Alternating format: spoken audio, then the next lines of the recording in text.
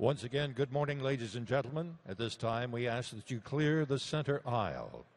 You begin to clear the center aisle. Please find a seat and clear the center aisle. Thank you.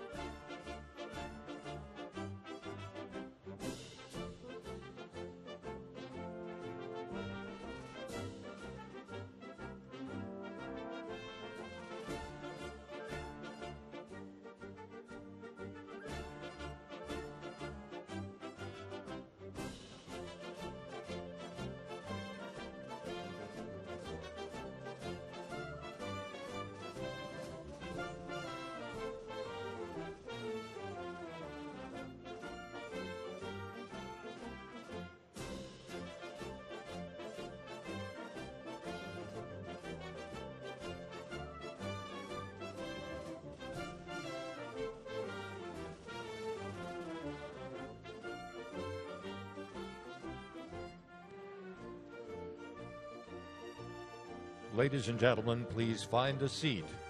Please find a seat and clear the center aisle. Our program will begin momentarily. Please find a seat and clear the center aisle. Our opening ceremony will begin momentarily.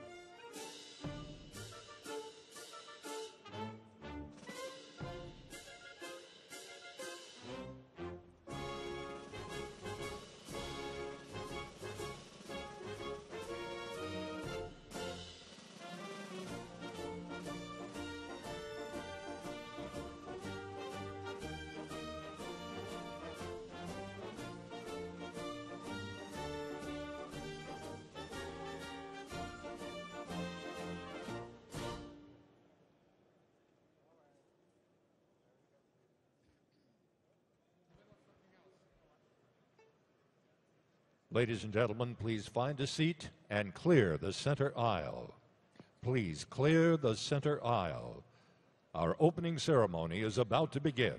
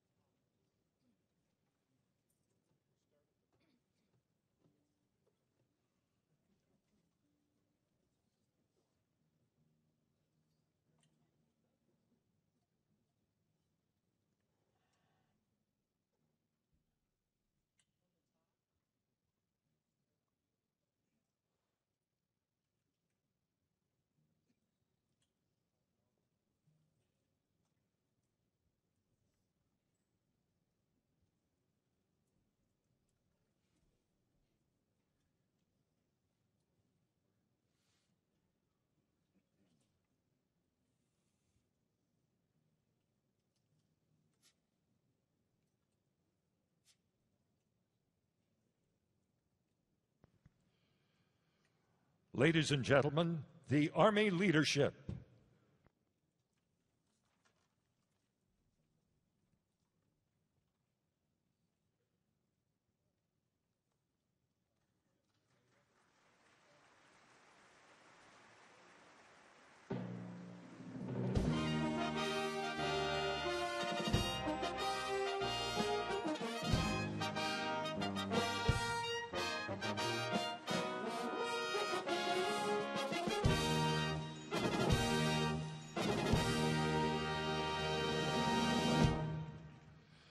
Please rise for the presentation of the colors and the singing of the national anthem by the United States Army Band and Chorus, Pershing Zone, conducted this morning by their leader and commander, Colonel Andrew Esch. Please remain standing for the invocation by Chaplain Colonel Terry Austin, the U.S. Army Military District of Washington's command chaplain, followed by the retiring of the colors.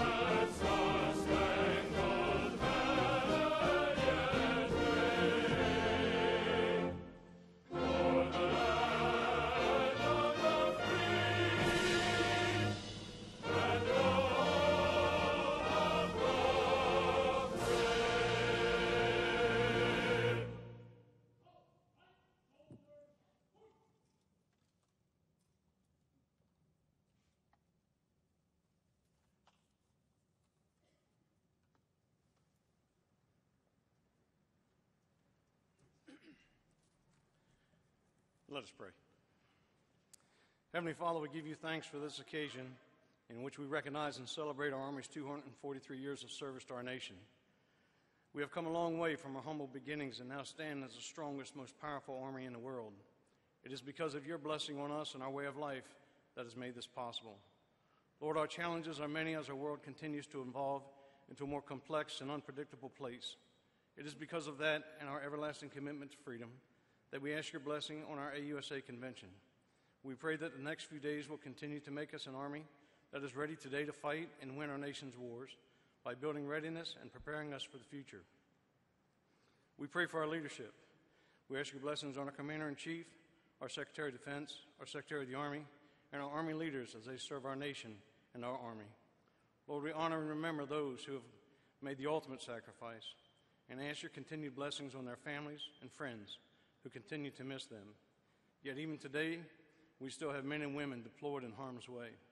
Give them strength and courage to be victorious, and we ask that they will return soon. We ask all this in your holy name. Amen.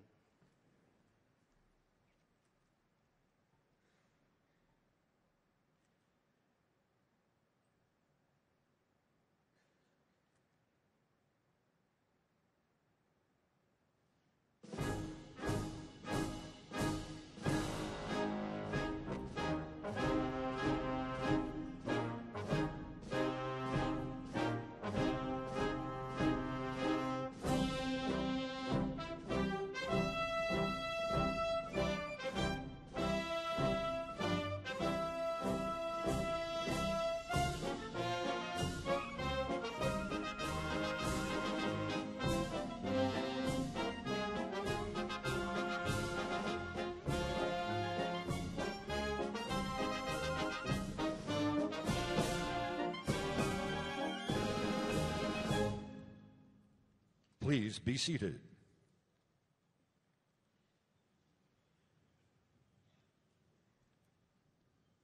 Ladies and gentlemen, the President of the Association of the United States Army, General Retired Carter F. Ham.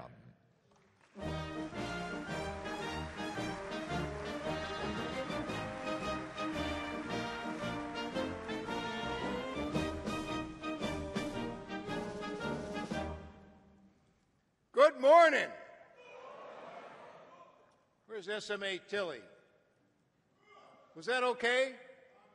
No. All right. So Tilly says we got to do it again. Good morning.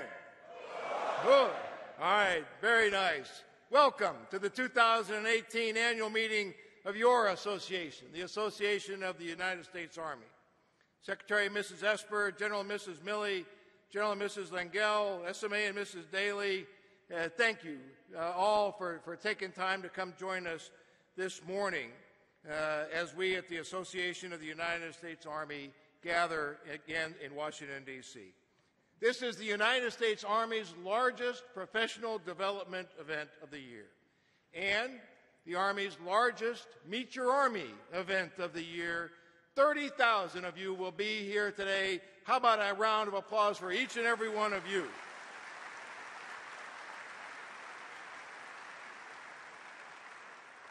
We at the Association of the United States Army never forget why we're here. That is to support America's Army and its soldiers. A special welcome to our international allies and partners. Mr. Secretary, 80 different nations represented here. Ladies and gentlemen, if you could please stand and let us thank you for your partnership and for your support to our Army. Thank you all very, very much.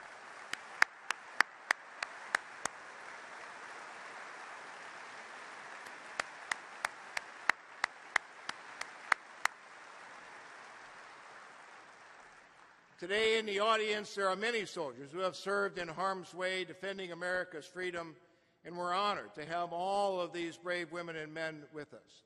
A special shout out to our Gold Star families who have witnessed the worst loss that any family can ever experience. If you'd please stand and let us thank you for your sacrifice and for your continued service.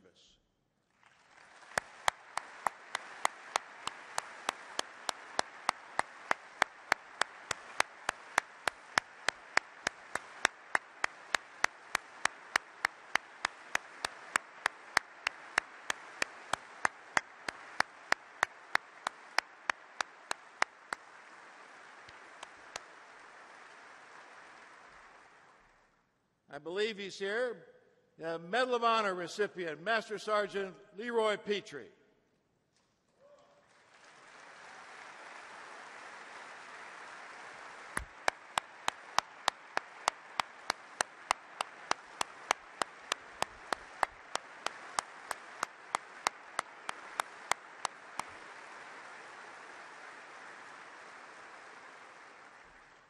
There is a platoon of former sergeants major of the Army. Gentlemen, please.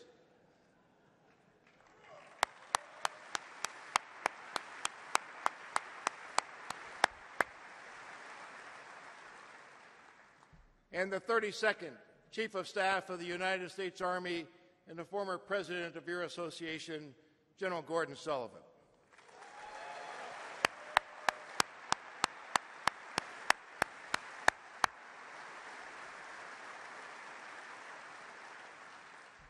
As we near the centennial of the end of World War I, sadly the war that didn't end all wars, we remember that for over 243 years, American soldiers, regular Army, Army National Guard, and Army Reserve, have fulfilled their oaths in the service of our nation. And since 1950, the Association of the United States Army has been privileged to support those soldiers, their families, Army retirees and veterans, Army civilians, and the industry professionals who enable the world's greatest land force on the planet today to be ready today and more lethal tomorrow. Thank you all for joining us. Let's now watch, listen, and learn from the soldiers of the Military District of Washington.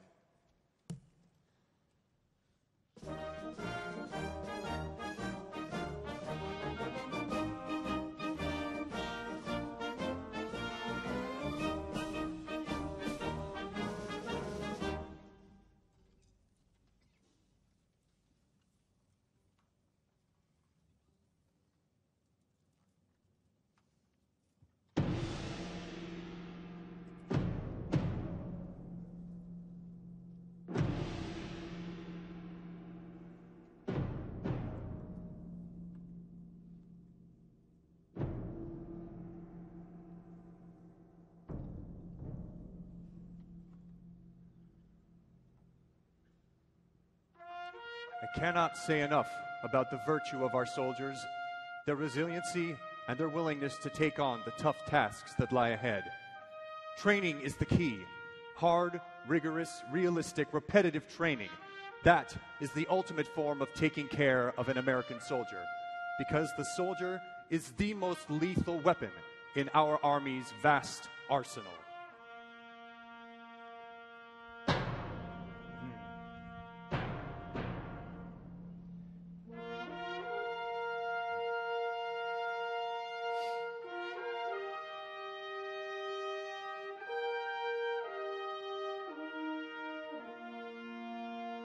America was not built on fear. America was built on courage, imagination, and the unbeatable determination to accomplish the mission. We are committed to the evolution of our fighting forces,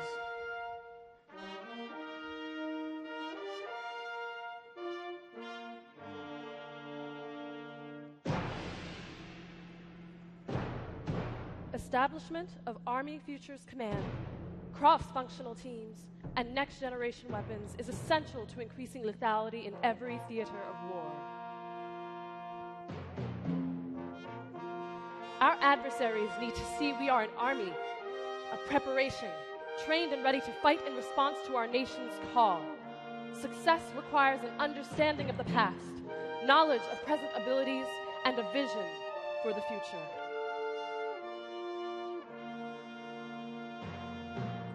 We must be ready to dare all for our country, for history does not long entrust the care of freedom to the weak or the timid. Our willingness to embrace innovation remains at the center of what solidifies the U.S. Army as the powerful fighting force it is today and will continue to be tomorrow. We are your American soldiers, and we invite all soldiers to stand and join in reciting our Soldier's Creed.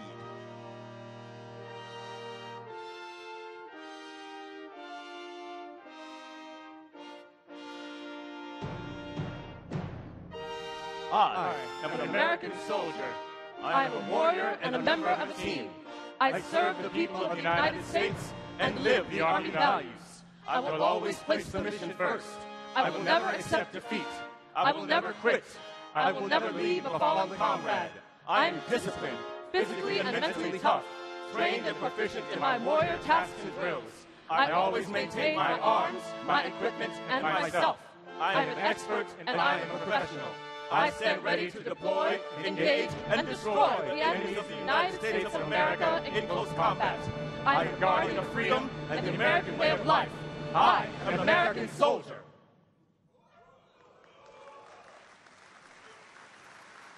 Please be seated.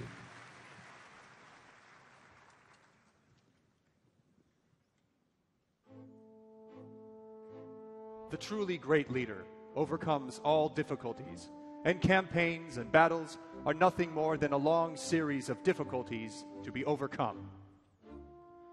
World War I gave us automatic weapons and tanks. World War II offered the M4 Sherman. The mass units of Korea dramatically reduced wounded fatality rates, and the Sky Cavalry of Vietnam revolutionized the use of helicopters in combat. These examples highlight the advantages achieved when innovation is at the forefront of military strategy. The post-Vietnam advancements known as the Big Five were deployed during Operation Desert Storm. Equipped with these powerful weapons systems and trained to the highest standard, we resoundingly defeated the Iraqi army in under 100 hours after initiating our ground assault.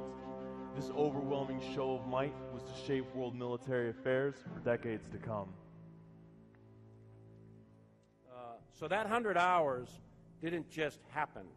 That happened because we made a concerted decision to send in overwhelming combat power. And you have to have that combat power to be able to have the flexibility to send it to begin with. And not only did we send just numbers, those numbers were well trained, they were at an extraordinarily high rate of readiness, and it was clear both then and afterwards that that force was technologically superior to anything Saddam could put up. And that's what caused the 100 hours. Our fighting forces are always evolving to meet the challenges presented by new enemies on multi-domain battlefields. Next-generation weapons, including long-range precision fires, combat vehicles, and future vertical lift, are part of the Army's modernization efforts and focus on the combat of tomorrow. America's success in military conflict has been achieved through the pairing of new technologies with the professional excellence of the American soldier. Conflict after conflict, innovative tools and well-trained hands have proven critical to victory.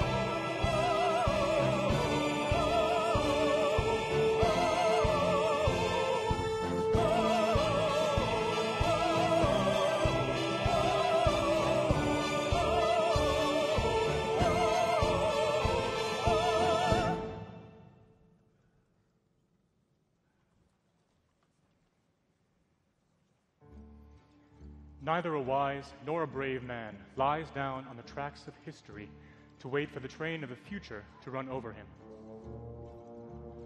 Our success will not only be defined by new technology, it will also require determined growth through organization and training. It is vital that collaboration remain a central focus in building the Army's approach to the conflicts of tomorrow.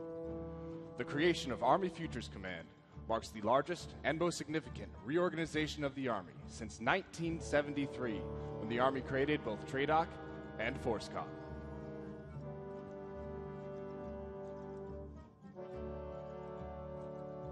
Maintaining the Army's overmatch requires a major shakeup of how we prepare for future combat. To ensure our readiness for the next war, we are bringing the Army's entire modernization enterprise under one roof, Army Futures Command. AFC, as we call it, will provide unity of effort and unity of command to our entire modernization process. It will synchronize the disparate elements and sets of entities to achieve a common purpose. It will develop the Army's future warfighting concepts. It will generate innovative solutions through research and development. And it will fill the next generation of combat systems in accordance with our 6 modernization priorities. AFC will ensure that we get our soldiers the weapons and equipment they need when they need it to fight and win. Army Futures Command will identify and develop new prototypes and technologies and deliver them to warfighters faster than ever. The 6 modernization priorities include new weapons, new communications technologies, new defense systems, and new soldier protective systems, all designed to drive the Army into the future and maintain a competitive advantage.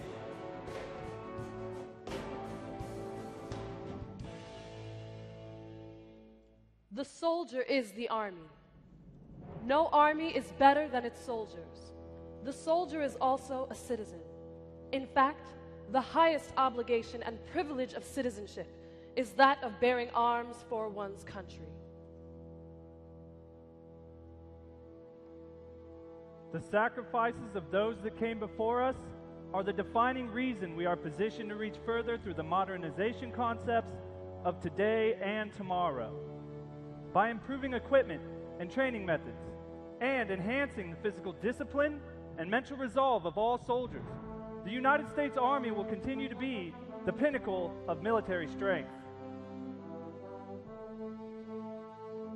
It is not all technology, although that played a key role. It is not all readiness, although that played a key role. It's not all about leadership, although that plays a key role. And it's not all about training, although that plays a key role. It's the synergistic effect of all of it in time and space against an enemy that was committed to his cause.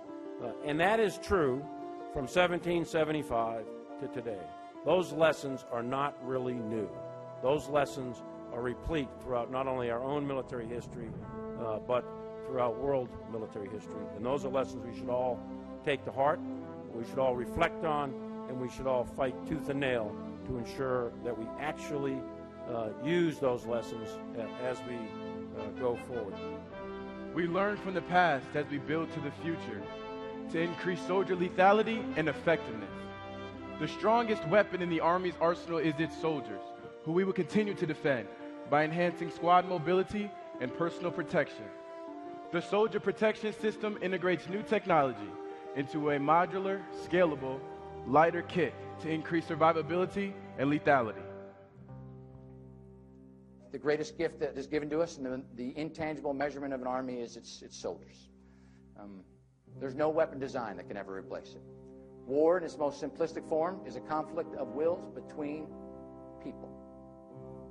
There are things and there are items that will change and affect the outcome of that war, but until you solve the conflict of wills between those people, ladies and gentlemen, war will persist. This is a people endeavor. It has and always will. And all throughout history, it has begun on land and will end on land. And so, for the foreseeable future, ladies and gentlemen, the most powerful weapon and our greatest resource is the American soldier.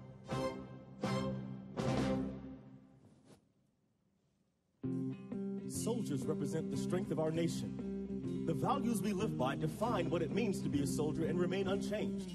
Loyalty, duty, respect, selfless service, honor, integrity, personal courage. Every soldier on this stage chooses to serve the people of the United States, and we stand together, ready today, more lethal tomorrow.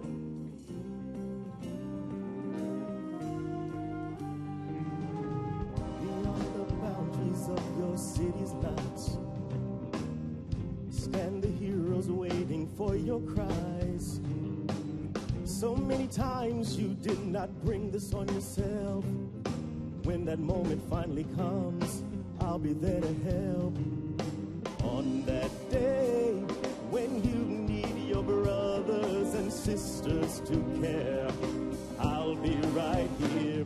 Citizen soldier, holding the light for the ones that we got from the dark of despair. Standing on guard for the ones that we shelter, we'll always be ready because we will always be there.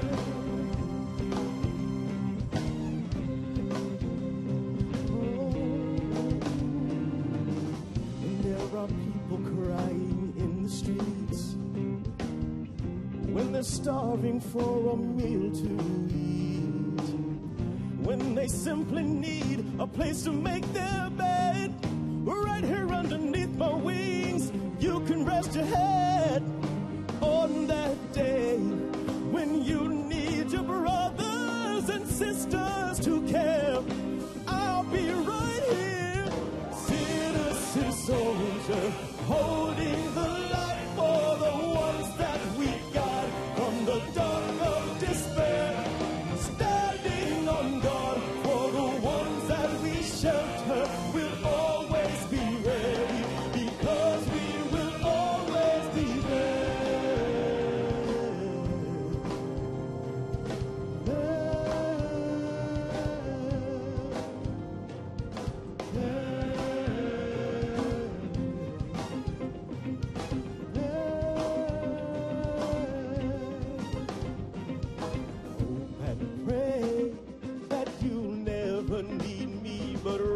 assured I will not let you down.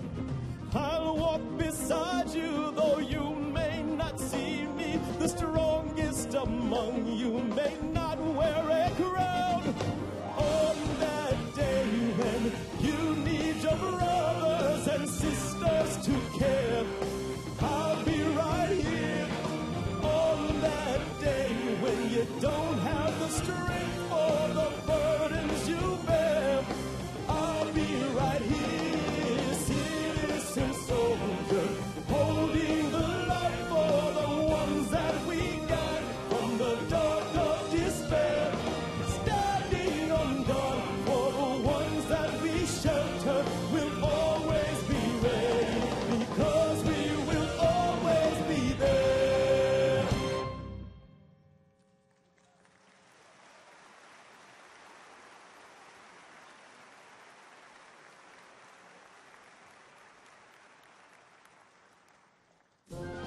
Ladies and gentlemen, please stand and join in singing the Army song.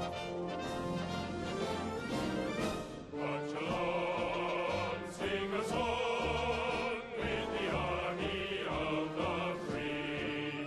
'Cause the brave, 'cause the true, who have fought to victory. We're the army and proud of our name. We're the army and proudly proclaim. First to fight for the right and to build an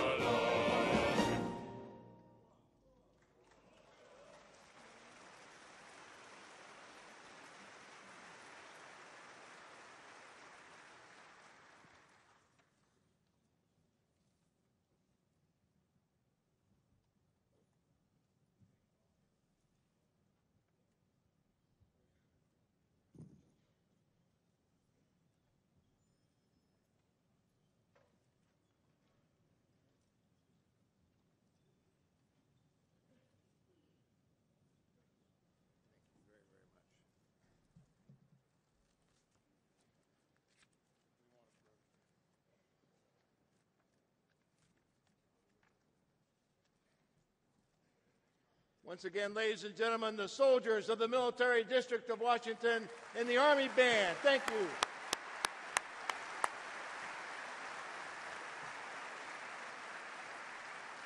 Troops dismissed.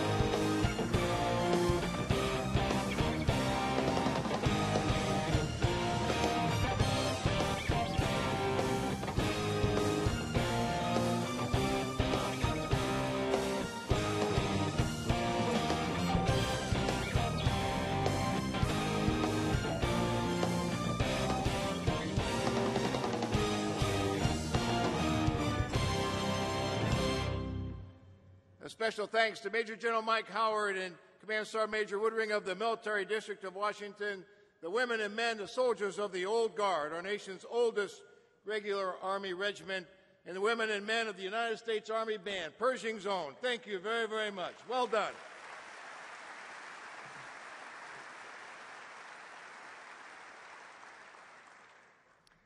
If you started from scratch and asked, what experiences should the Secretary of the Army ideally possess? You'd probably start with that he or she should have served, ideally in combat. Maybe they ought to have some experience both on active duty in the National Guard or the Army Reserve. It would be helpful if the Secretary of the Army could understand Congress and the Office of the Secretary of Defense. In a perfect world, the Secretary of the Army should also know the world of policy and think tanks and be experienced in the defense industry. Well, it just so happens that we have such a secretary. Ladies and gentlemen, please welcome the 23rd Secretary of our Army, the Honorable Mark T. Esper.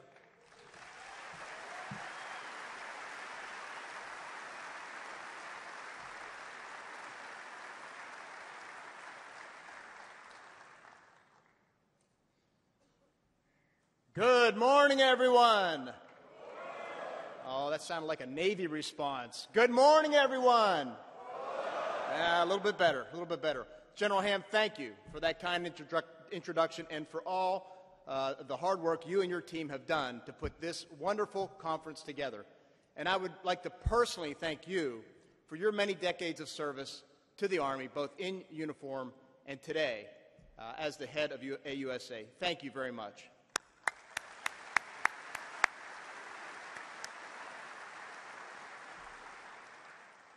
It's great to be here with all of you today, and it's an even greater honor for me to address you at this remarkable time in history for the United States Army. This annual event is incredibly important to the Army. It gives us the opportunity to bring together leaders from across the military, government, private industry, and academia. And it allows us to have a candid professional discussion about what's best for the Army. Since I became the Secretary almost a year ago, I have had the opportunity to visit our soldiers, regular Army, Guard, and Reserve, all around the world. What impresses me most is the dedication and selflessness of our service members, civilians, and their families. Whether visiting soldiers deployed to Iraq and Afghanistan, meeting with our rotational forces in Europe and Korea, observing units training at one of our CTCs, watching annual training at Camp Shelby or Camp Atterbury, or conducting town halls at garrisons around the world, I always walk away inspired by the people that make our Army great. Throughout these travels, I've observed the Army's dedication to taking care of our people and our families, the renewed commitment to the Army values, and our efforts to strengthen relationships with allies and partners. These enduring priorities are what make the Army exceptional and what will ensure continued success in the future. However, today I want to talk about how we will prepare for the future. You see, for quite some time now, we have been making the case that there is an urgent need for change. 17 consecutive years of irregular war, extended periods of budget uncertainty, and an increasingly complex security environment have eroded our competitive edge. Our adversaries, meanwhile, have taken advantage of this to better their positions. In response, we are moving out across a number of fronts to improve readiness, increase lethality, and modernize the force in support of the National Defense Strategy, the Army vision, and the just-released Army strategy that charts our path ahead. These efforts amount to nothing short of an Army renaissance, a renaissance that represents a renewal in how the Army envisions and prepares for future conflict. However, to be successful, it must be comprehensive. There will be no single technology that guarantees success on future battlefields. Our operational concepts must drive our doctrine and warfighting capabilities. And our people need to be led and managed in a way that attracts, develops, and retains the best talent our great nation has to offer. Ladies and gentlemen, the time for change is now. We have the vision, strategy, and leadership in place to ensure the Army remains prepared to deploy, fight, and win our nation's wars today and in the future. Each of you has a role to play in this renaissance. Be under no illusion that this will be easy. Getting there requires hard work. And most importantly, to see the renaissance through to its completion, we'll need to reform the way we do business. In today's environment, we must make difficult choices and prioritize what is most important to modernize the Army. While 2028 may seem like a long time away, achieving our vision requires a sense of urgency. We must act now to ensure that we are ready today and even more lethal tomorrow. Now, thank you.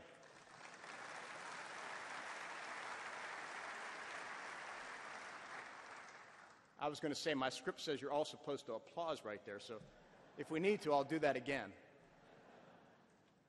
Okay, let's move on then. Thank you.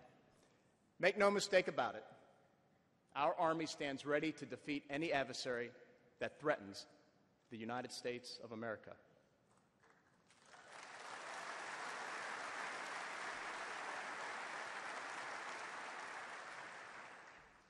And I want to thank the Chief of Staff, General Mark Milley, for his leadership and his efforts to rebuild the Army's readiness. No one has done more than General Milley to get us to where we are today. Please join me in a round of applause to recognize him.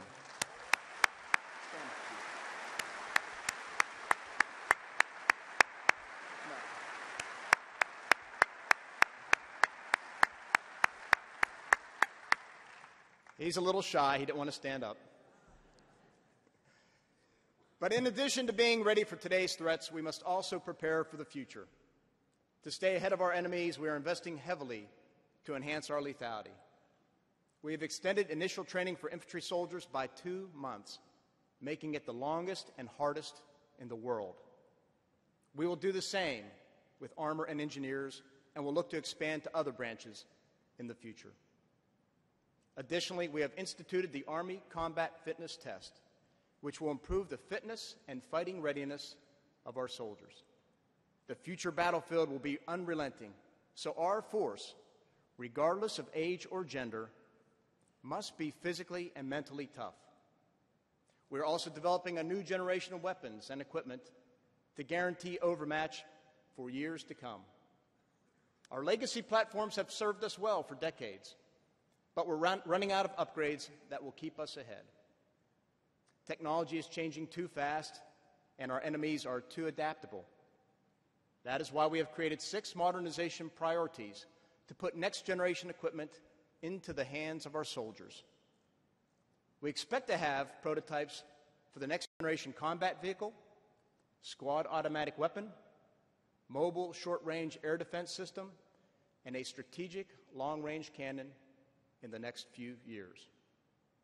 Army's Future Command is promptly moving out to unify and focus our modernization enterprise. It will ensure that we stay true to our established priorities. I'd like our new commander of Army Futures Command, General Mike Murray, to stand.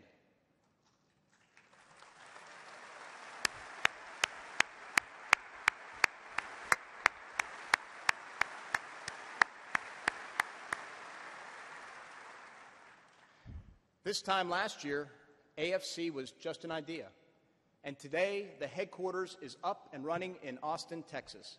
What an incredible accomplishment.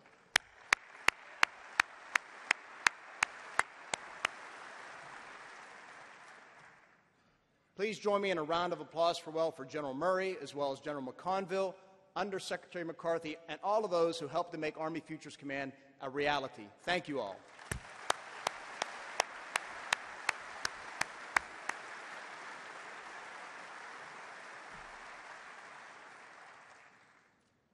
As part of this renaissance, we are also modernizing our doctrine. The importance of the space and cyber domains has rendered the air-land battle doctrine inadequate, if not obsolete. The military domains have become too interconnected to fight each in isolation. Even coordinated action is insufficient. Soon, we will release the next evolution of multi-domain operations doctrine, which describes how the Army fights in all domains as part of the joint force. Doctrine is a critical component of the Renaissance, and we need to rapidly educate the force in this new way of fighting. We need to learn and know it inside and out. To this day, I can still remember the tenets of air-land battle doctrine, agility, initiative, depth, and synchronization that were drilled into me as a young officer in the 1980s. To be successful, multi-domain operations must be institutionalized across the Army in the same way, beginning with the schoolhouses and training centers. Preparing for this type of fight also demands we strengthen units with added capabilities. Corps will be supplemented with electronic warfare companies. Divisions will receive greater long-range fires and air defense assets. And brigades will take control of cyber and electronic warfare teams. Organizing for multi-domain operations will increase the complexity of our formations and demand more of our leaders, but will pay big dividends when employed correctly. This renaissance has us well on the path to building a more lethal Army. We have had tremendous support from Congress. The FY17 and 18 bills gave us the money and authorities we needed to stop the bleeding and start rebuilding readiness. And the FY19 bills were even better. I want to take a moment to thank Congress for their bipartisan support in passing these important pieces of legislation. Thank you.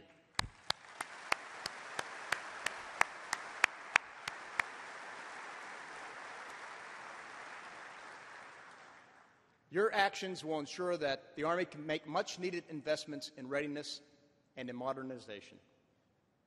But enabling our priorities in the long run requires the Army to change the way we do business. To sustain the Renaissance, we must reform. Now, reform is not an end unto itself, but rather the means by which we take control of our own destiny. Reform allows us to optimize the use of our time, money, and manpower. Effective reforms generate efficiencies and ensure we are putting the right resources into the right activities.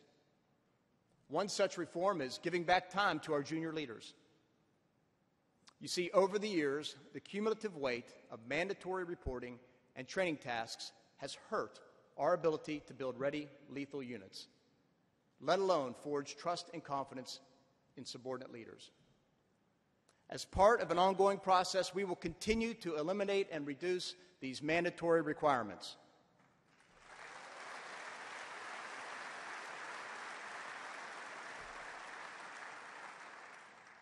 We are also looking to reform the Army personnel system. One of the most important and urgent steps in this reform is to rethink our recruiting strategy. It's no secret that we did not meet our accessions goals this year. However, let me say this. We will not sacrifice quality for quantity.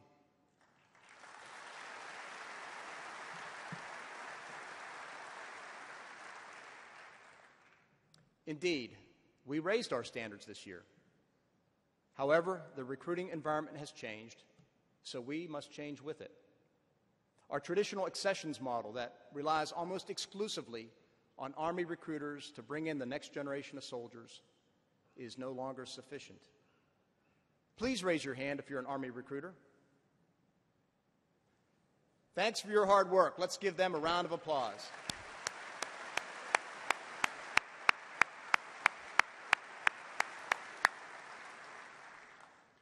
Recruiting has become increasingly difficult in today's environment.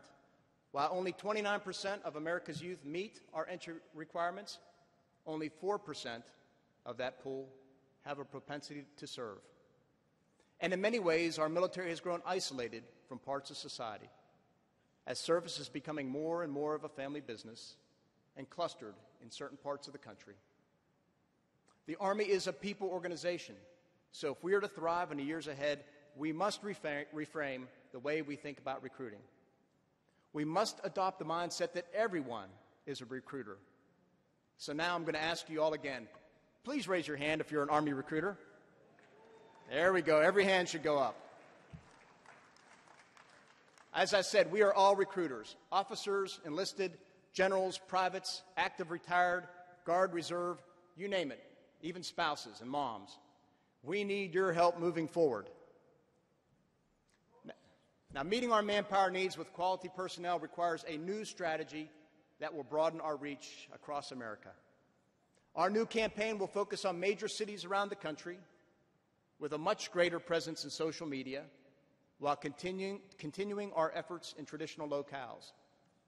It will be holistic, looking to reform and enhance every part of the accessions process, and will be provided the resources and support needed to get the job done. Americans need to know their Army, but it's on us to get out and meet them. Personnel reform also demands an HR system that leverages the knowledge, skills, behaviors, and preferences of our people.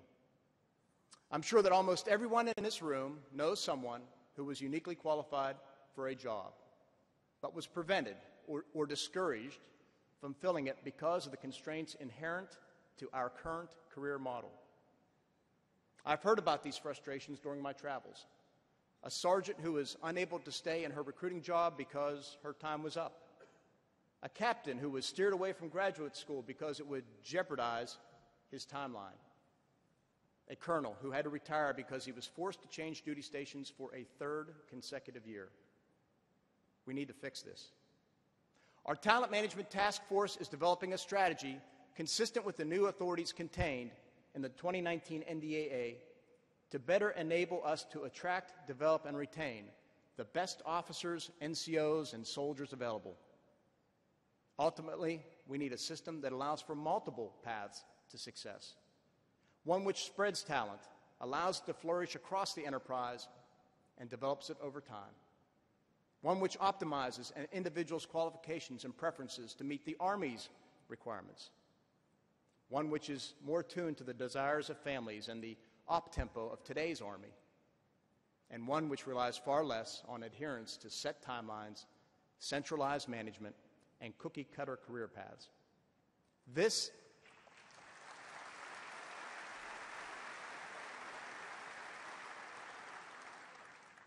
is the talent management-based personnel system we intend to construct next year.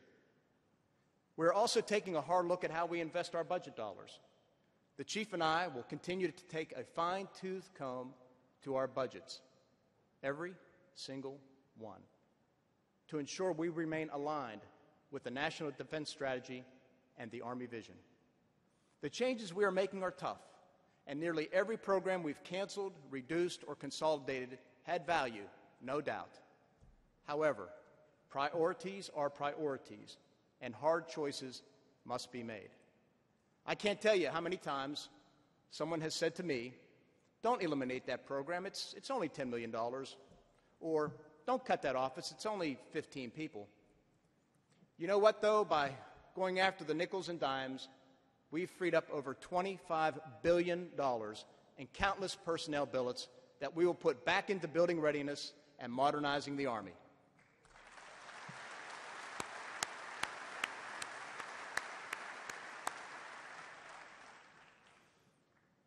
Now let's talk about your role in this renaissance.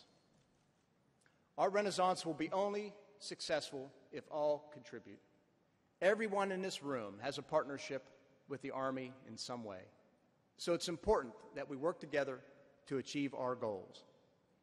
To the American people, know that your Army is prepared to deploy, fight, and win today against any adversary anywhere in the world in defense of this great nation. You provide us our most precious resource, America's sons and daughters. Continue to trust in our ability to serve and protect you. Now, if you work on the Hill, please raise your hand. Because what I'd like to say to Congress is this: have confidence that we'll make the most of every dollar you provide us. Support us when the hard decisions are made. And please, please bring sufficiency, predictability, and timeliness to our budgets so we can fully realize our vision.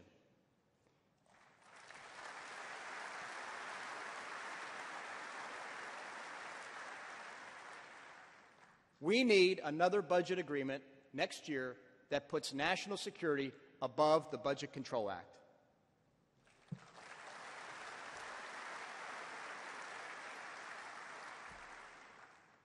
If you work in industry, please raise your hand.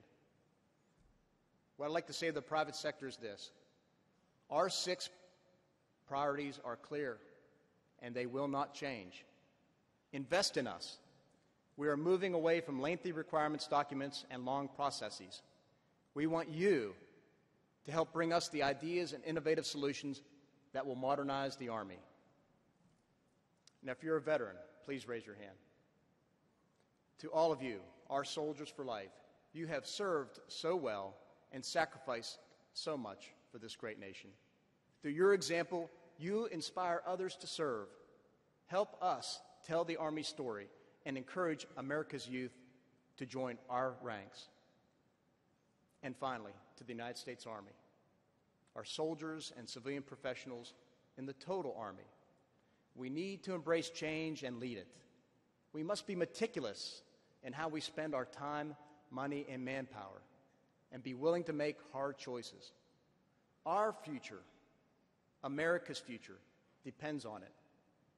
Moving forward, we must ask ourselves, in all that we do, does this contribute to the Army's readiness and lethality? If the answer is no, then go to your chain of command and stop doing it. Second, is there a simpler, better, or less expensive way to do this? If the answer is yes, then console the doubters, ignore the skeptics, and make the change. And finally, is this the right thing to do? If the answer is yes, then, well, we all know what needs to happen. You see, as the department reallocates resources to support our modernization, I assure you that we will do this deliberately. Readiness and modernization will be our guideposts. And while we are committed to doing this right and doing it fairly, we need your help. All too often, the not my program attitudes, this function is too critical rationales, and we can't do it excuses begin to appear. Reform is seen as important, but it's something for others to do.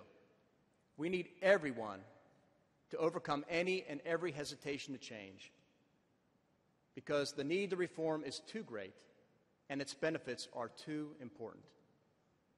Ultimately, the success of our Renaissance, the success of our Army, depends on it. Now, history is replete with examples of armies that failed to adapt. The U.S. Army is not immune from this either. One of the oft-cited examples was the cavalry's reluctance to part ways with their horses. Even after it became apparent that horses would be no match for the maneuver and firepower of mechanized vehicles, the cavalry branch still resisted change.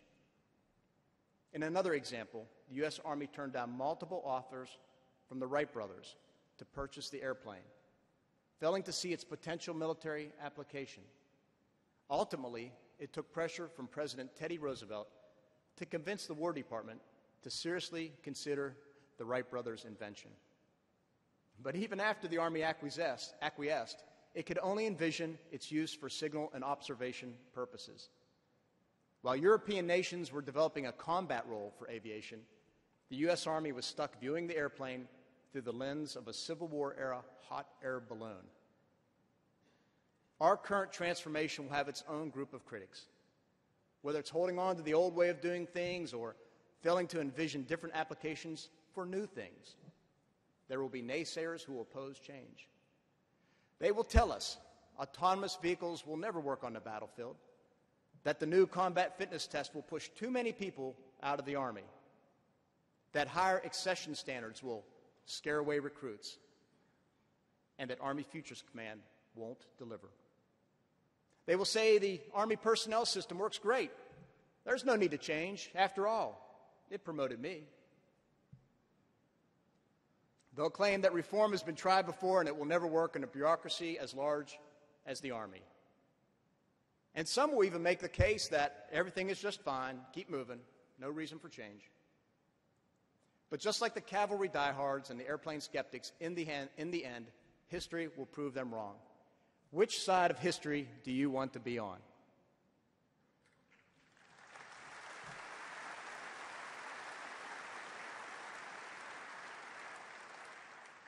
Join with us, with me and General Milley, with the Under and the Vice, with the Sergeant Major of the Army, as we continue our march forward, ever conscious of how we must adapt to the world in front of us. We are blessed that this Army has become the greatest the world has ever known. However, we are under no illusion that this is a preordained outcome. Achieving the Army vision that we have set forth will require hard work and a discipline focused on our priorities. It will require a renewal, a renaissance in how we envision, plan, and prepare for future conflict. 10 short years from now, in 2028, we will look back on this time as a pivotal moment for our Army. We will remember it as a period when the Army united behind a common set of goals with a shared purpose and a clear path. We will reflect on it as a moment when an opportunity was seized, when the hard decisions were made, and when the Army shaped the future rather than cling to the past. I'm asking all of you to seize this opportunity with us, to embrace reform, to take the initiative, and to commit to the renaissance that will achieve our vision.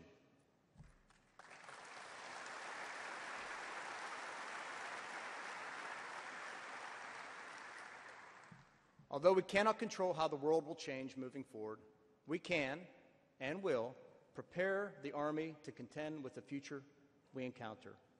We must gain control of our destiny as best we can. We must seize it and shape it and own it. In doing so, we will remain ready to deploy, fight, and win our nation's wars anytime, anywhere, against anyone.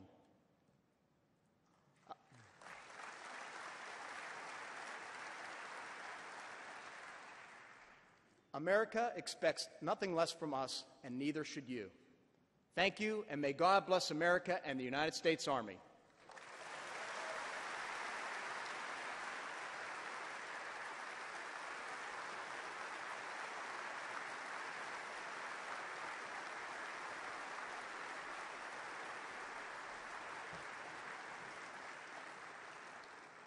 Well, thanks very much, Mr. Secretary.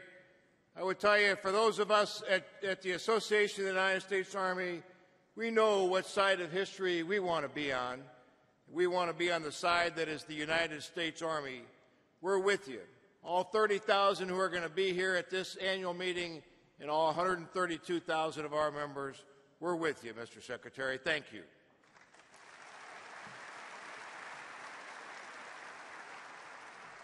The Secretary outlined a pretty eventful year over the past year as we look back a little time, and we're going to take a moment to recognize some folks who have have done extraordinary things for the Army, for our nation, and for our association. To assist in presentation of AUSA's national awards, Lieutenant General Patricia McQuistion, United States Army retired, chair of the annual meeting, will join General Ham on the stage. Would Tom Ridge please join us on the stage?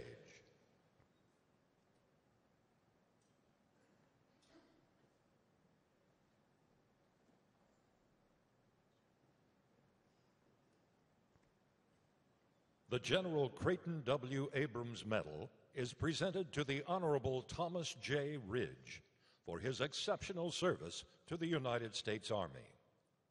A former soldier, congressman, governor, and first U.S. Secretary of Homeland Security, Thomas J. Ridge has been in service to his country and the United States Army since 1968. Deployed to Vietnam with the 23rd Infantry Division, AmeriCal, as a staff sergeant, Governor Ridge received many awards, including the Bronze Star for Valor and the Combat Infantryman Badge for his service there. He was the first enlisted Vietnam combat veteran elected to the U.S. House of Representatives, was re-elected 5 times, and served on the Veterans Affairs Committee, championing the needs of fellow veterans. Governor Ridge was the 43rd governor of the Commonwealth of Pennsylvania. After the September 11th terrorist attacks, President George W. Bush appointed him to serve as his assistant on Homeland Security, and later as the first Secretary of Homeland Security. He has continued to serve veterans and the Army as chairman of the Vietnam War Commemoration Advisory Committee. As chairman of the National Organization on Disability, he has championed employment opportunities for veterans with disabilities throughout the Wounded Warrior Careers Program. In grateful recognition of his exceptional, steadfast, and visionary service, we proudly present the Abrams Medal to the Honorable Thomas J. Ridge.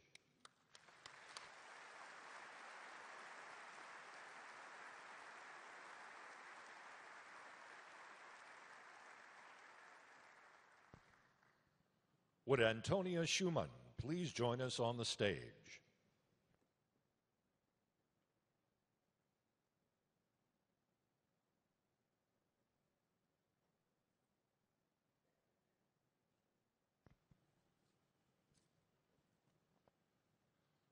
The Major General Anthony J. Drexel Biddle Medal is presented to Antonia Schumann for her outstanding contributions to the Association of the United States Army. The anchor of the Greater Los Angeles chapter of the Association of the United States Army for more than 40 years, Tony Schumann is the chapter leader who never served as a chapter president, but someone who no president there could ever have served without. For 25 years, Ms. Schumann was chapter secretary, advisor, and counsel, often the first person to speak to incoming chapter presidents. The dedication, passion, and countless hours she toiled on behalf of AUSA and the chapter was very evident in her work. Her attention to meticulous detail has helped make the Greater Los Angeles chapter one of the most successful AUSA chapters. In recognition of her steadfast and dedicated contributions to our mission, we proudly present the Biddle Medal to Tony Schumann.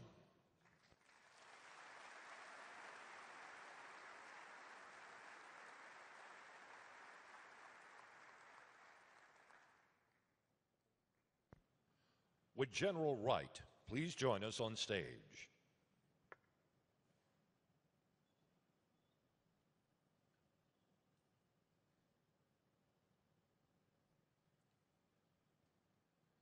The Lieutenant General Raymond S. McLean Medal is presented to Major General Jessica L. Wright, United States Army retired, for her outstanding contributions to the advancement of the Association of the United States Army's goal of a seamless, multi-component Army.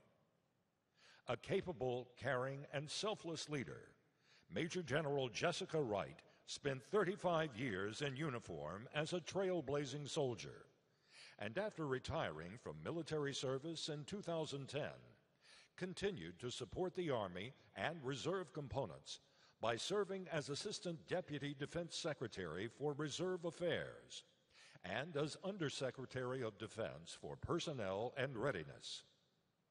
She was the Army National Guard's first female aviator and first female Maneuver Brigade Commander of the 28th Combat Aviation Brigade, 28th Infantry Division, Fort Indiantown Gap, Pennsylvania.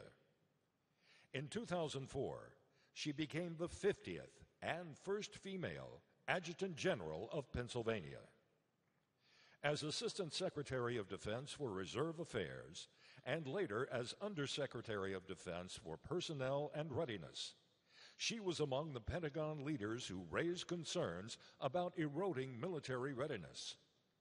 She was especially concerned about maintaining a balanced Army force structure among the regular Army, Army National Guard, and Army Reserve.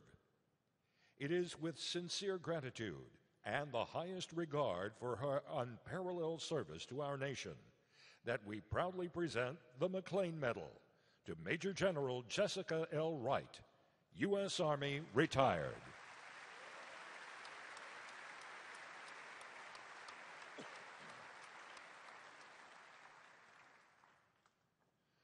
Would Command Sergeant Major Joseph Sweeney please join us on the stage?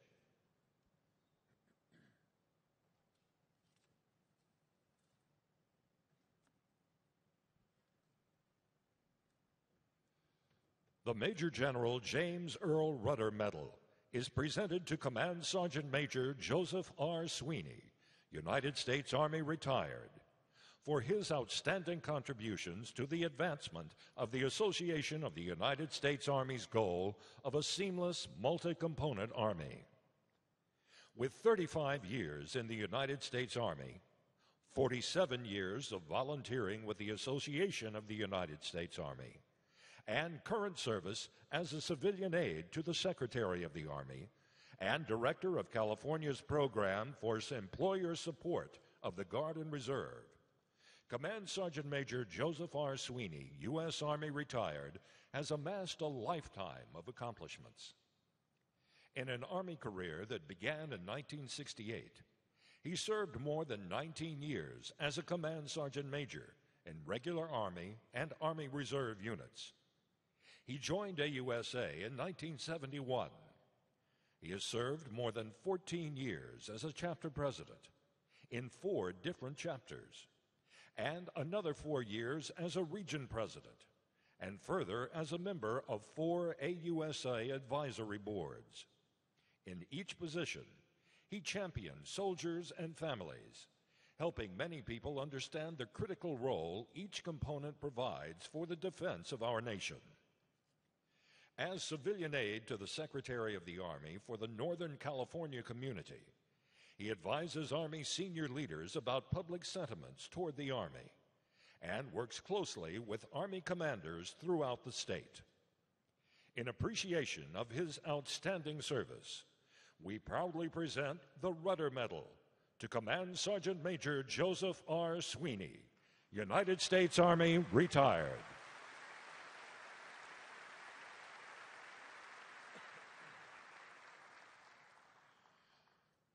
Will Command Sergeant Major Van Pelt please join us on stage?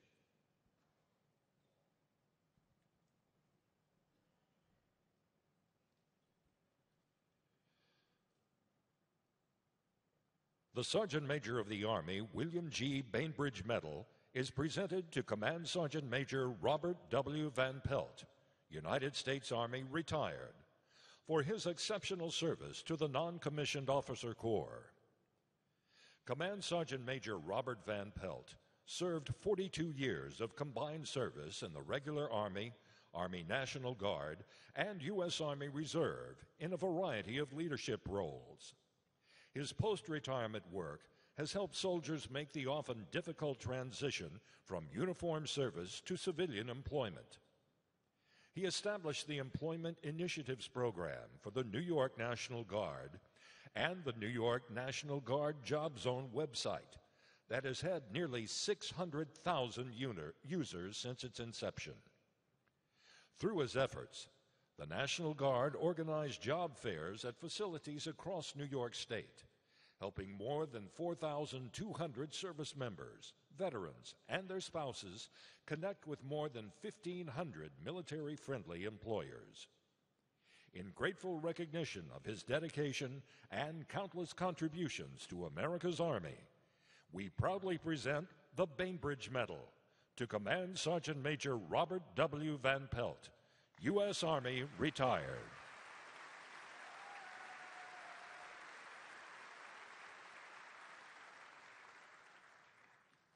Would Command Sergeant Major Sablon please join us on stage?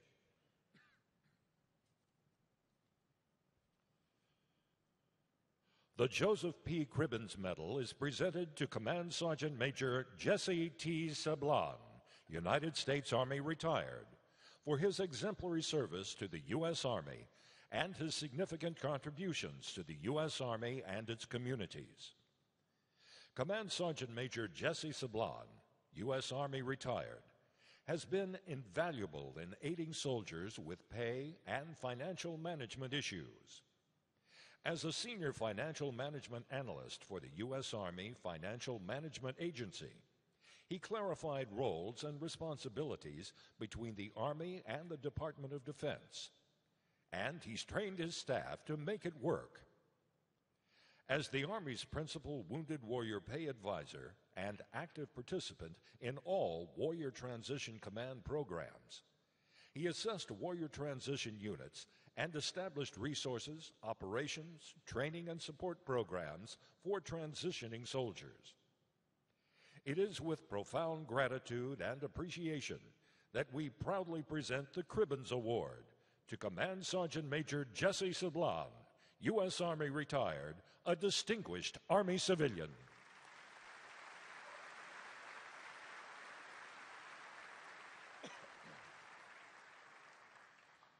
Would Staff Sergeant Vincent Pastor and family please join us on stage?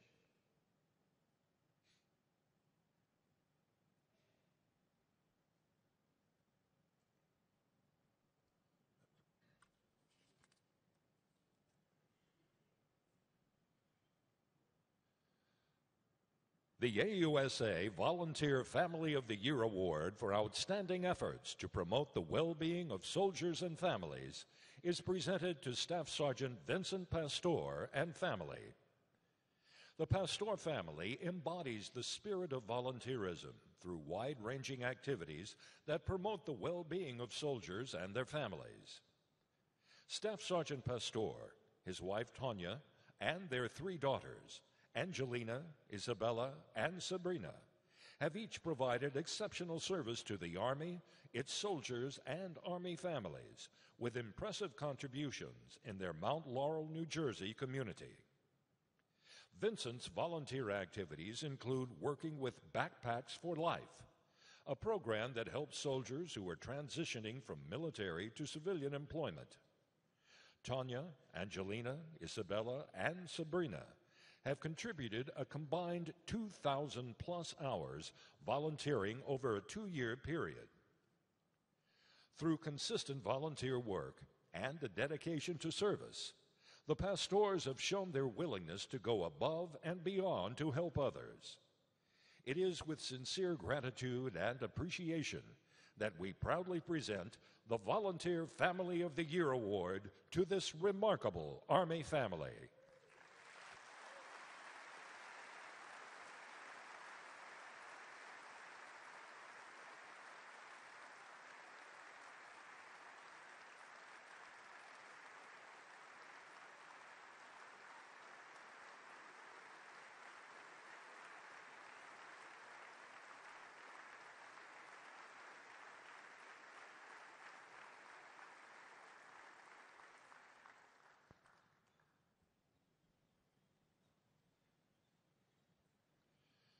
Accepting the award for Walmart Incorporated, Rachel Brand, Executive Vice President of Global Governance, Chief Legal Officer and Corporate Secretary, and Brigadier General Gary Proffitt, U.S. Army retired, Senior Director, Military Programs. Please join us on stage.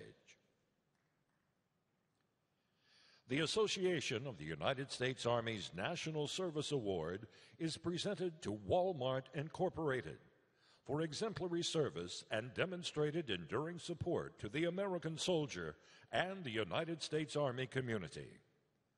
Walmart has shown outstanding commitment to soldiers, the nation's veterans, and their families, not just with words of support, but also through company policies and significant financial contributions.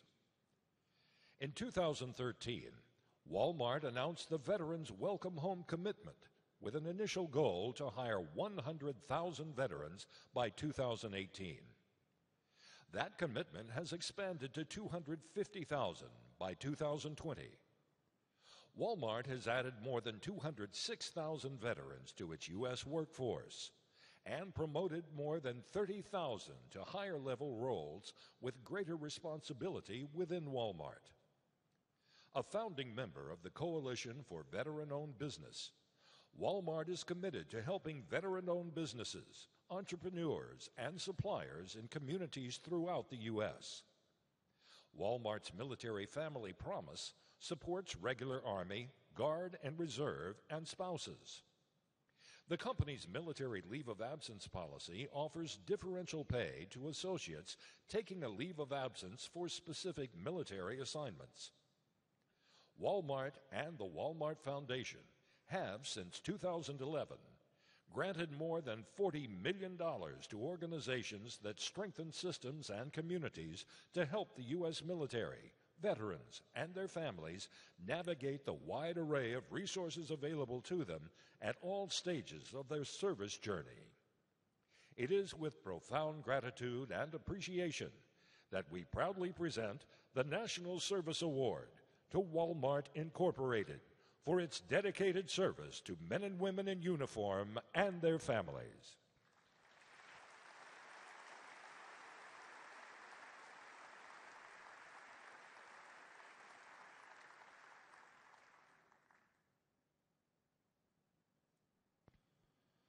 And now it gives us a great deal of pleasure to present the AUSA Chapter Awards. Ladies and gentlemen, the AUSA Award for the largest membership for the 2017-2018 operating year goes to the Central Texas Fort Hood Chapter.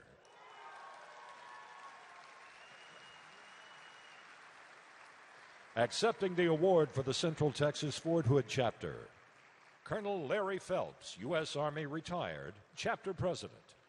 Lieutenant General Paul Funk, Commanding General, 3 Corps, and Command Sergeant Major Michael Crosby, Command Sergeant Major, 3 Corps.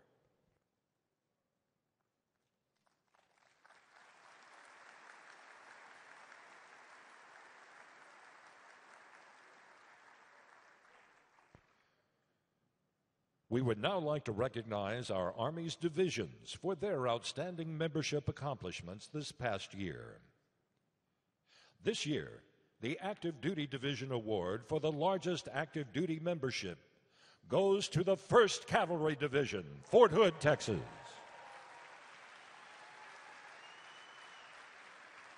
Accepting the award is Major General Paul Calvert, Commanding General, 1st Cavalry Division, and Colonel Larry Phelps, U.S. Army retired, Chapter President.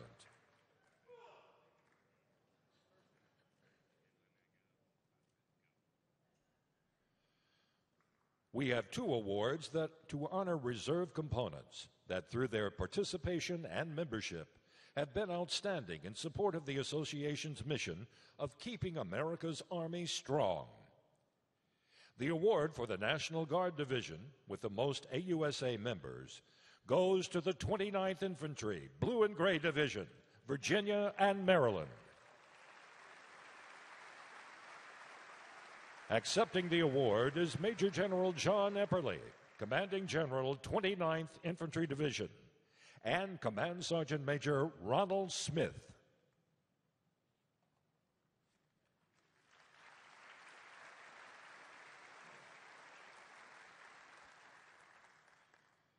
The award to the Major U.S. Army Reserve Command with the greatest support to AUSA, as measured by membership and active support to and from the chapters within the command's footprint, goes to the 80th Training Command, Richmond, Virginia. Accepting the award is Brigadier General Aaron Walter, Commanding General, 100th Training Division, Fort Knox, Kentucky, and Sergeant Major William E. Pendleton, Jr., Sergeant Major, Readiness Trainer Academy, 83rd U.S. Army Reserve Readiness Training Center, Fort Knox, Kentucky.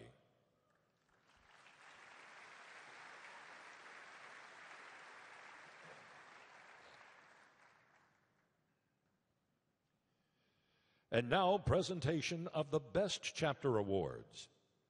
These awards recognize those chapters whose outstanding service to their members, their communities, and the Army earned them the distinction of Best in their class this past year. Their successes represent a team effort by the chapter and their local military and business leaders. We categorize our Best Chapter competition based upon their size. Individuals accepting the award will do so on stage. The Council of Trustees Award that recognizes the best chapters overall from all categories go to the following chapters. For first place in the largest category, chapters which began the year with over 1,000 individual, life, and community partner members. The winner is the George Washington Chapter. Accepting for the George Washington Chapter, Colonel Retired Glenn Yarbrough, Chapter President, accompanied by Major General Michael Howard, Commanding General, Joint Force Headquarters, National Capital Region, Military District of Washington, and Joint Force Headquarters Command Sergeant Major Richard Woodring. In the category of chapters with between 600 and 999 members, the winner is the Monmouth Chapter.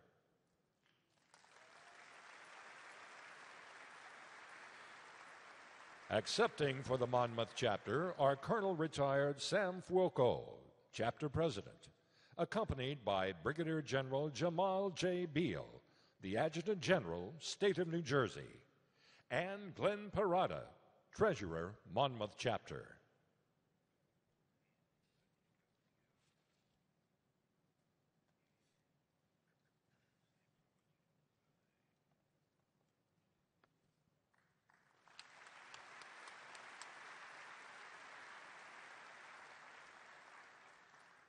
In our category of chapters with between 350 and 599 members, the winner is the Columbia River Chapter.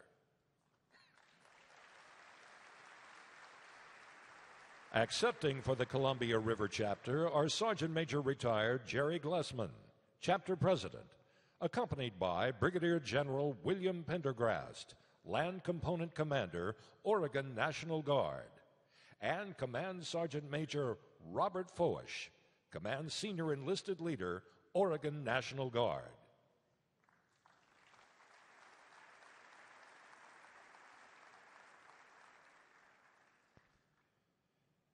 In the category of chapters starting the year with between 200 and 349 individual, life, and community partners, the winner is the Colonel Edward Cross Chapter. Accepting the award is Lieutenant Colonel Retired Gregory Darbon, Chapter President. Lieutenant Colonel Retired Andrew Coro, Chapter Vice President for ROTC and JROTC, and Mr. Christopher Agir, Immediate Past President.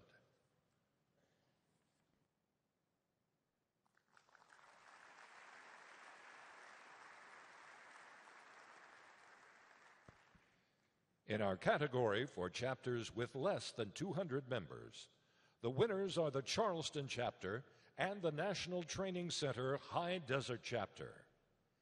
Accepting for the Charleston chapter is Colonel Retired Joe Trez, Chapter President, and Lieutenant General Retired Roger Thompson, Chairman, Charleston Chapter Board of Directors.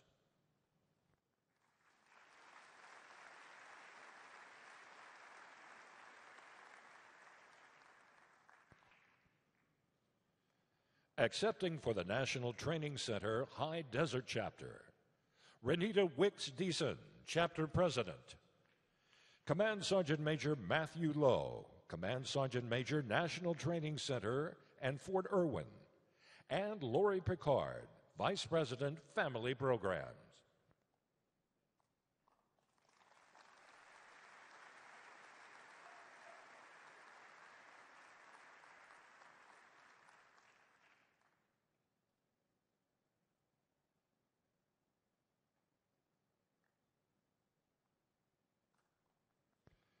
In the Best Overseas Chapter category, the winner is the General Creighton Abrams Chapter. Accepting for the General Abrams Chapter is Dave Fulton, Chapter President. Lieutenant General Christopher Cavoli, Commanding General, U.S. Army Europe. Command Sergeant Major Robert Aperthathy, Command Sergeant Major, U.S. Army Europe. Ms. Gemma McGowan, VP Young Professionals.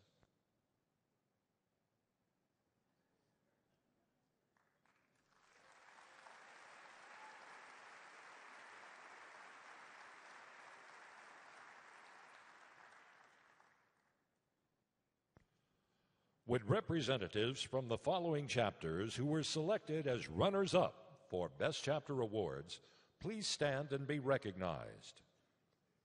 North Texas, Audie Murphy.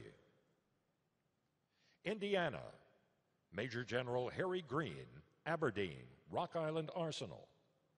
Robert E. Lee. Master Sergeant Leroy A. Petrie.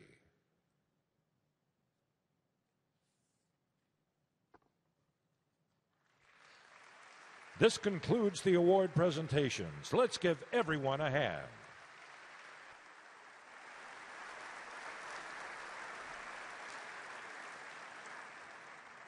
Yeah, that's pretty awesome. Great, an incredible array of award recipients. Thank you all for all that you have done to make a difference for the United States Army. Congratulations, all. Hey, some of you may have recognized there was a small race yesterday. All right, runners from around the world competed in the 34th Annual Army 10-miler hosted by the United States Army's Military District of Washington. We know that each year the Army's race has grown in numbers of runners and in teams. It truly has become a tradition of excellence. And this association, your association, the race's founding sponsor, was again very, very proud, along with KBR Weil, also an AUSA national partner, to sponsor this year's run. This year, over 35,000 registered runners, over 600 teams competing, runners from all 50 states, the District of Columbia, Puerto Rico, and athletes from several foreign countries. For those of you who were not able to run or attend the race, we have a special video to highlight the Army's annual premier athletic event, the 34th Army Annual 10-Miler.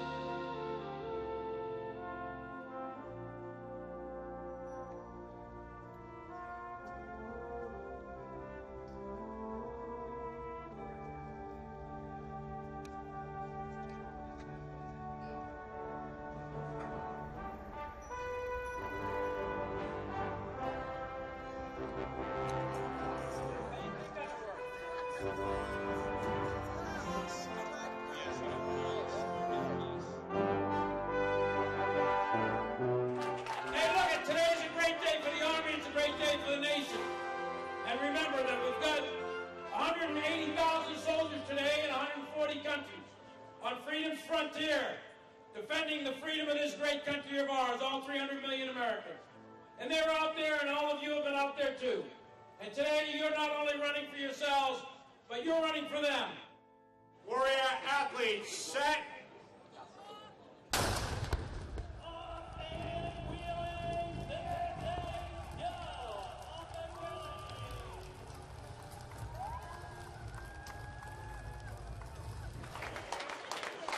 Good morning, Washington, D.C. Good morning, United States Army. Be safe, make your PRs, and have fun. Huh? All right, runners, set.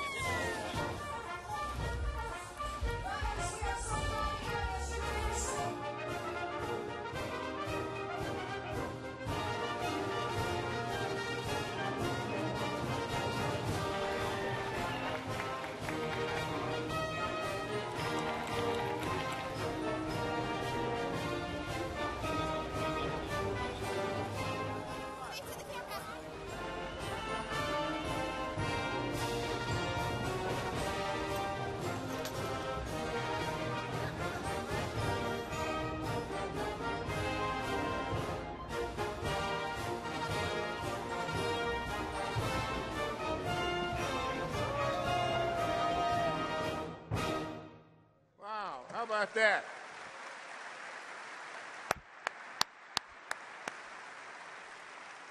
A special thanks to Ms. Nzinga Curry and Mr. Pete Murphy, the video's executive producers, and the great team. If you want a copy of that DVD, head down this afternoon to the AUSA Pavilion in Exhibit Hall A after 1 o'clock. If I could ask for the outstanding soldier athletes, as I call your name, please stand to be recognized. The winner of the Army 10-miler in the male category with the overall fastest time, 50 minutes and 23 seconds. I can't drive it that fast, right? Army Specialist Franklin Tonui.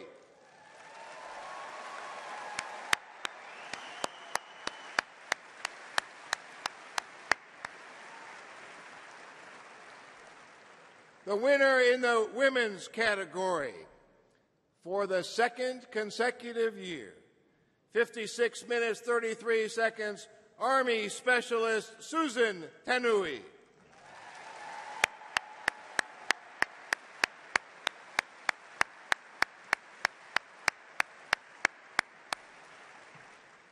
This will not surprise you, Sergeant Major of the Army Daily. They are both members of the All-Army team. The top U.S. military men's team and winner of the Commander's Cup, the Mountain Post, Fort Carson, Colorado.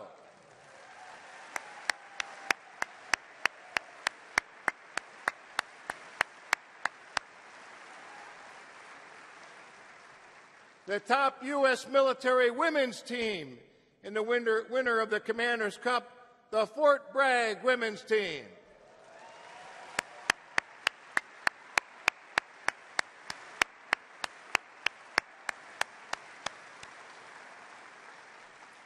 This next one's a little suspicious.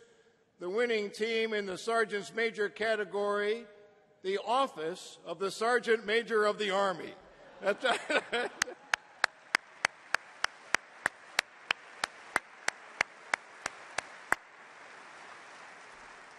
And the winner of the International Trophy this year, the All-United States Army team.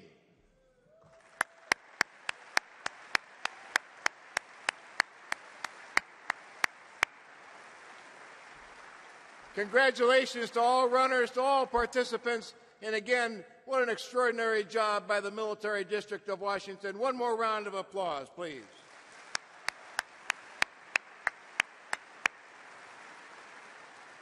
All right, here we go. We got a busy and exciting annual meeting. 30,000 people, more than 30,000 are expected this year. If you haven't already downloaded the AUSA app, shame on you. Download it. It's available at the App Store or on Google Play. The app gives you access to the constantly updated agenda, maps of the exhibit halls, searchable lists of exhibitors and sponsors, and biographies of our speakers. The Battle Challenge, which the Sergeant Major of the Army kicked off this morning, is a timed obstacle course, 9 stations. You can run it individually or as a team. We don't care what your attire is. Go down to the back corner of Hall C and see that exciting event. Tuesday evening, you may have heard already that Gary Sinise and the Lieutenant Dan Band will be forming a free, operative word, free, concert on Tuesday night right here, 7:30 to 9:30. If you have a badge registered for this annual meeting, you can attend, and we hope that you will. The Army exhibit, the Keystone exhibit, the Army's exhibit is in Hall D and is the showcase of the Army's ideas for current and future force, leader development, and the Army profession. Please spend some time at the Army's exhibit, again in Hall D. For all, thanks for your support. Thanks for all that you do to make America's Army strong each and every day. Thanks for joining us. Have a great day and a great annual meeting. This concludes our opening ceremony.